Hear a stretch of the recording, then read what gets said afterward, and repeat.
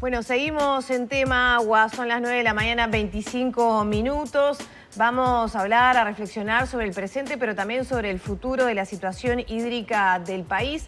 Para eso recibimos al hidrólogo Miguel Franza Doria del Programa Hidrológico Intergubernamental de UNESCO para América Latina y el Caribe. Bienvenido.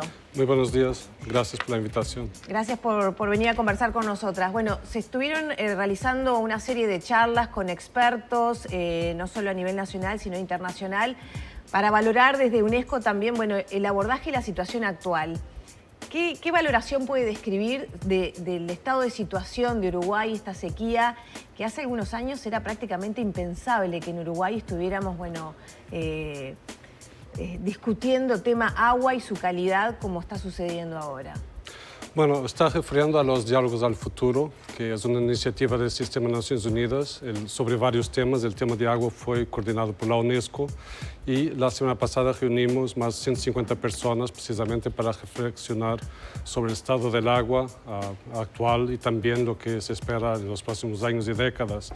La situación actual, no solo en Uruguay, pero en varios países de la región, es preocupante en varios aspectos, pero también es una oportunidad al cambio, acelerar el cambio, que es el lema del Día Mundial del Agua de este año, porque vivimos en un mundo donde el cambio ha sido mucho más rápido, cambio climático, uso del suelo, poblacional, urbanización, o sea, todo esto ha influido para situaciones como la que tenemos ahora, pero cabe también destacar que en el contexto al menos del cambio climático, Uruguay se espera que tenga más agua a futuro, pero esa agua mal distribuida en el tiempo, lo que significa también más sequías, con mayor duración y mayor frecuencia, pero también inundaciones, entre otras, de forma que es una oportunidad también para reflexionar la situación y avanzar hasta sus O sea, es esperable que sequías profundas como esta se vuelvan a repetir en el tiempo y quizás en periodos más cortos que antes.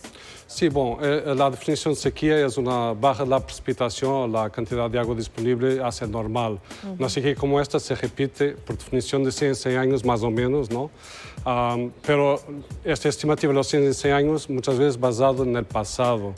Y lo que se está verificando en varias partes del planeta es que las sequías de 100 en 100 años están ocurriendo de 10 en 10, face a lo que se esperaba, por ejemplo, de 15 en 15. De ahí, o sea, lo que pasaba cada 100 años, ahora cada 10, 15. Así es, o sea, el ciclo de agua se aceleró bastante con el cambio climático, también la intervención humana en algunos aspectos. Y la variabilidad natural se suma también del clima, ¿no?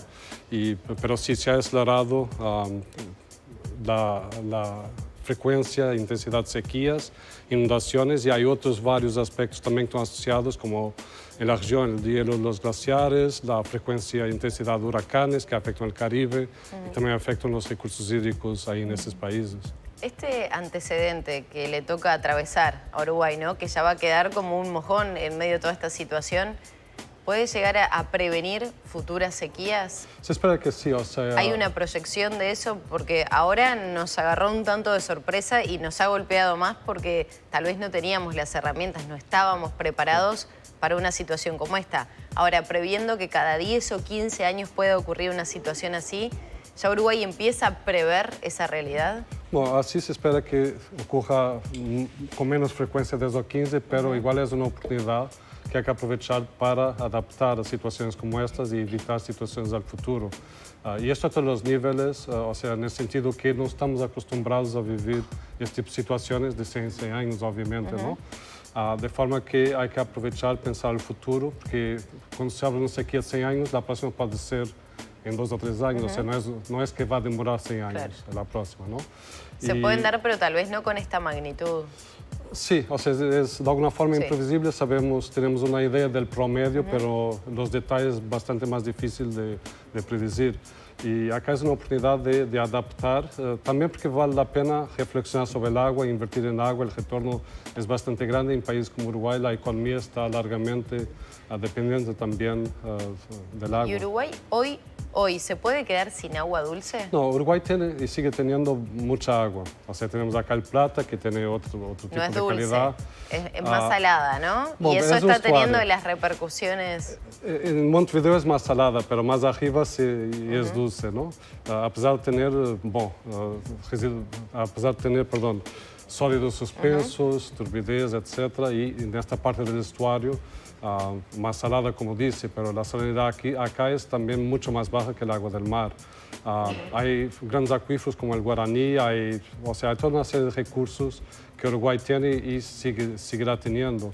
Lo que pasa es que en el paradigma histórico habitual no era necesario utilizarlos, porque había agua suficiente. Los acuíferos, mismo el agua del Plata, mucho más fácil utilizar el agua del Plata que el agua del mar, a pesar de todo, y sigue siendo agua a pesar de la salinidad. Desde UNESCO se están promoviendo algunas acciones, incluso transfronterizas, específicas para, tener una proyección a futuro con el tema del agua en este panorama que usted describía. ¿Por dónde pasan esas acciones? Bueno, a nivel transfronterizo mencionó, en la región, prácticamente todos los países de la región, América Latina, excepto las islas del Caribe, tienen aguas transfronterizas. Tenemos la región que tiene la mayor cuenca del planeta, el Amazonas, la quinta mayor como el Plata, los mayores acuíferos también transfronterizos como el Guaraní, en general en la parte de Amazonas. De forma que la cooperación es fundamental para asegurar un manejo, una gobernanza adecuada de esos recursos, para conocerlos y entre otros proyectos que tenemos en conjunto ahora con la CAF y con fondos del GEF, se enfoca específicamente en la implementación de un plano estratégico de acción para el acuífero Guaraní, donde participa Uruguay, obviamente también Argentina, Paraguay y Brasil, y lo que hace es estudiar un plan estratégico de manejo conjunto entre los países, supongo que pasa de por ahí, cooperación. Se puede contaminar desde Brasil, por ejemplo, y a Uruguay le llega, o viceversa. ¿Cuáles son las líneas de ese plan?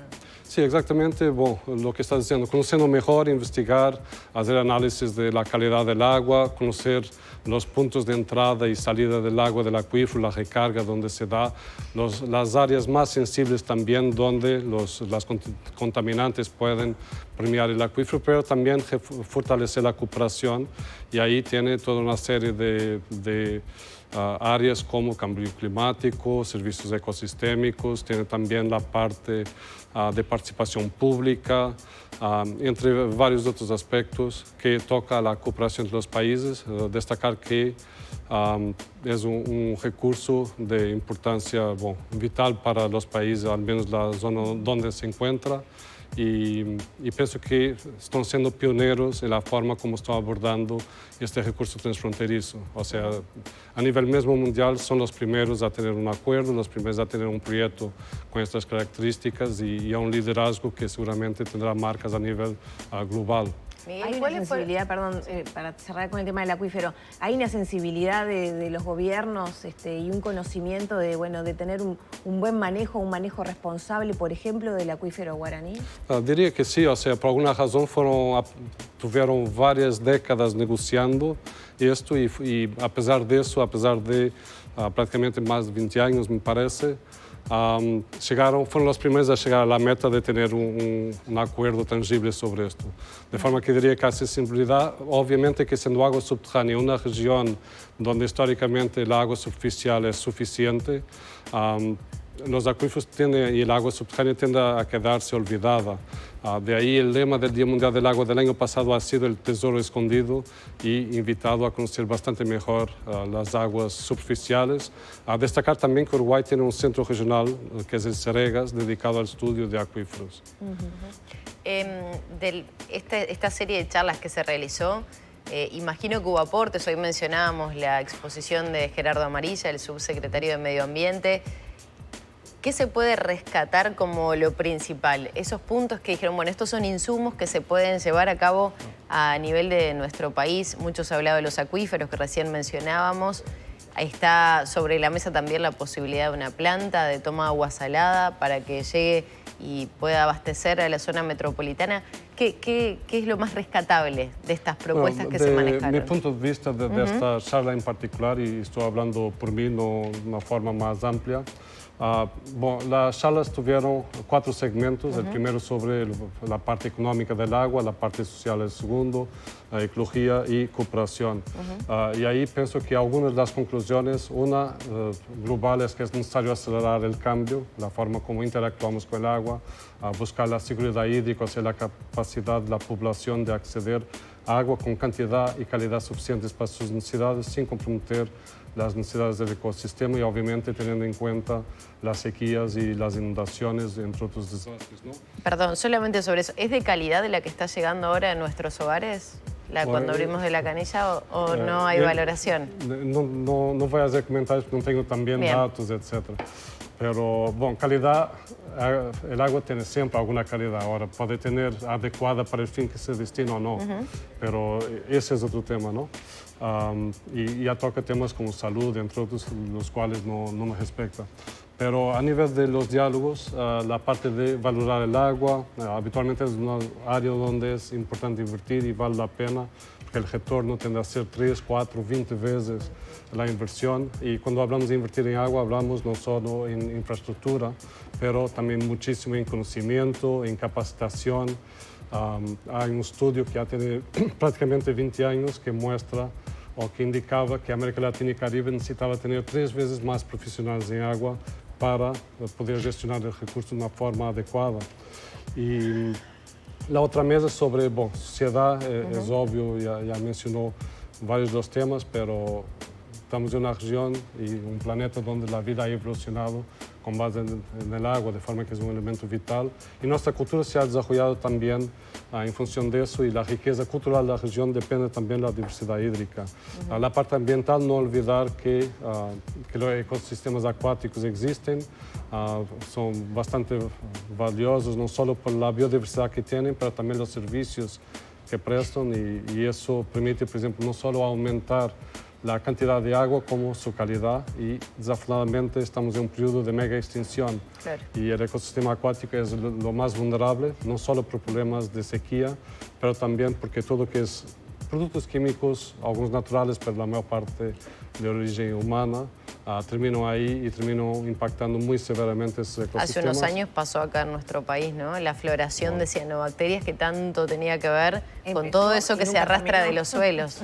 Empezó y nunca terminó. Exacto. Bueno, pero en aquel momento, digo, salvando las diferencias con la situación que atravesamos ahora, era la crisis por el olor y el sabor que tenía el agua que llegaba a nuestros hogares.